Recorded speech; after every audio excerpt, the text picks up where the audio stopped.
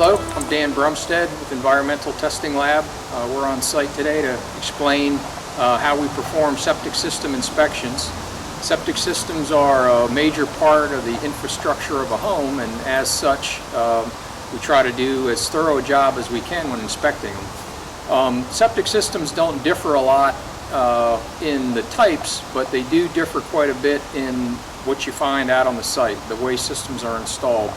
This one today, we kind of have limited access. The tank is installed in the middle of the driveway. We were able to get into the top of the tank and get started here. We'll use cameras and mirrors to inspect it. In addition to that, we'll measure the sludge levels, see if the tank needs to be pumped out, and monitor the working level throughout the inspection to make sure that the water level in the tank stays constant from beginning to end.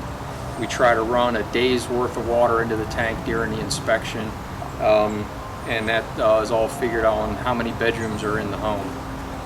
So the system is usually broken down into three parts. The treatment tank itself. After the treatment tank, you have a distribution system of some type, and after the distribution system, you have an absorption system. And we try to inspect and report on each individual part. So where the tank may be satisfactory, the distribution system may be unsatisfactory or need some further testing. Those are the type of conclusions that we try to come to with the whole thing. So again, on this system, treatment tank is here, and we're going to go over to the distribution system that we have opened up and look at that next. This is the distribution system. It's a 24-inch square concrete box, and it has the line coming from the tank that feeds the box, and then there's three lines that leave this box that carry the water out into the absorption system. So we dug this hole, it's about 2 feet deep, and opened the box up, and then using this camera that also has a transmitter on it, we're able to run the camera down the lines and inspect the drainage lines. And with the transmitter, it helps us actually locate the lines. In this particular job, there were no records available at the county that has an as-built drawing of the system. So fortunately, the homeowner had some information for us. It was a big help. And now that we have this opened up, and like I said, with the radio transmitter, we can inspect the lines and kind of follow them around and see where they terminate in the yard. So what we're doing is running a day's worth of water into the tank. We're monitoring the level in this box to make sure everything stays constant, making sure that the integrity of the box is sound, and the conditions in the box are good. It doesn't need to be cleaned out.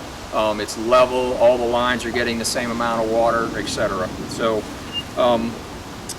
during that process, the next thing we would do is we actually go out into these trenches that are filled with gravel and use a probe and try to probe down into the gravel and make sure we have nice dry aggregate in these trenches for absorbing all the water. So now we're